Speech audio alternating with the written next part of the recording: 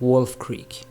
Wolf Creek is a gritty and dark Australian horror movie about three backpackers who cross paths with a serial killer named Mick Taylor. He's a vicious monster who roams the Australian outback for victims to skin alive.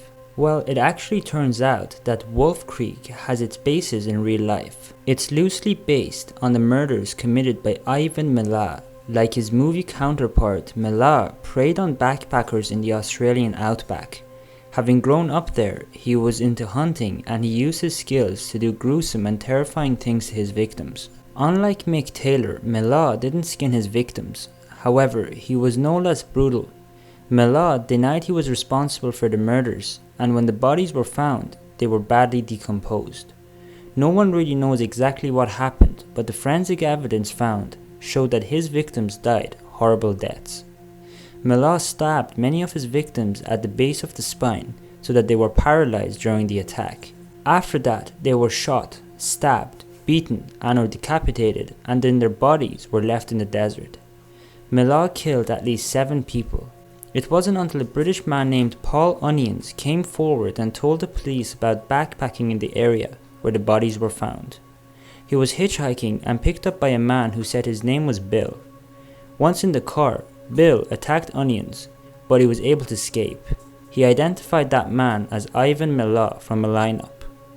On July 27, 1997, Milat was given 7 consecutive life sentences, plus 18 years.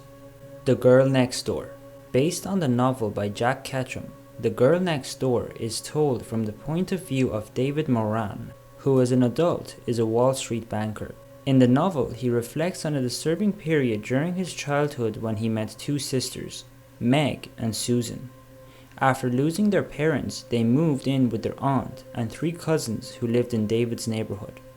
The aunt, played by Blanche Baker, is a complete and utter psychopath who mentally, physically, and sexually tortures Meg.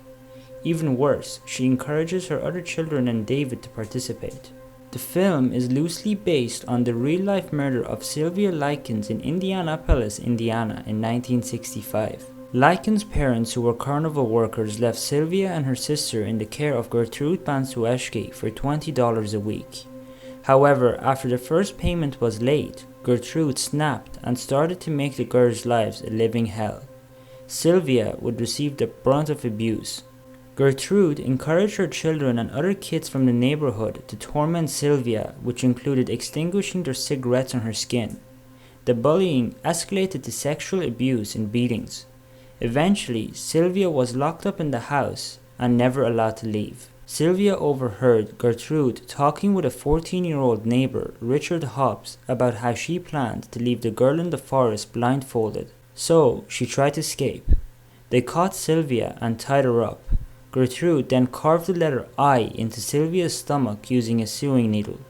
Then she gave the needle to Hobbs, who continued to carve, "I'm a prostitute and proud of it." A blow to the head killed Sylvia on October 26, 1965.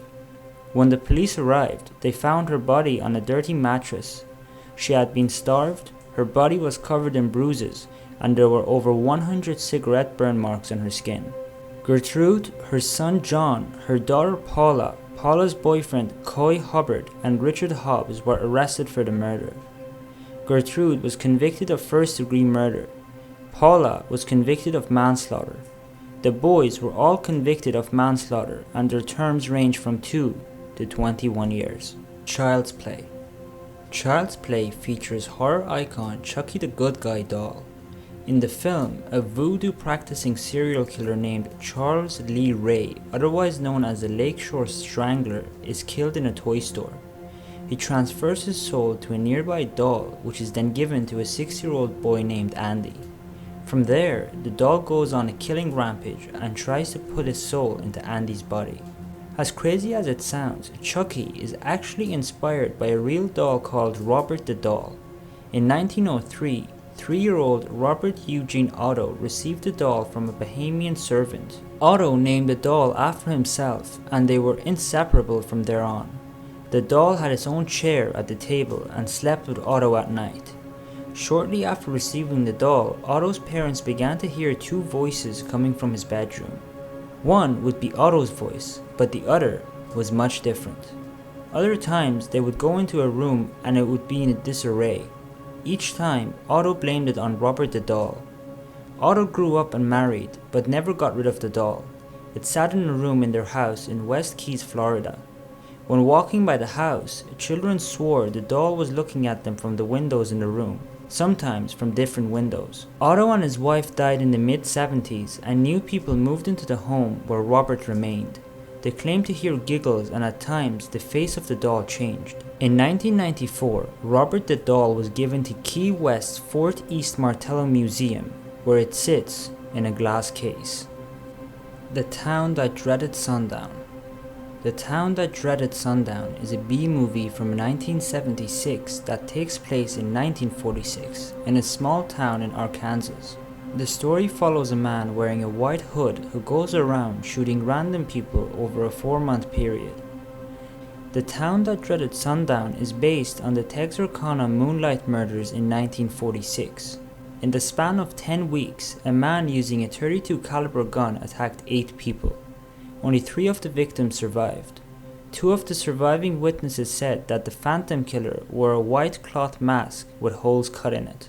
The Phantom Killer has never been identified and the serial murders remain unsolved. Thanks so much for watching. I hope you enjoyed today's video. If you did, make sure to leave a like. Until tomorrow, goodbye.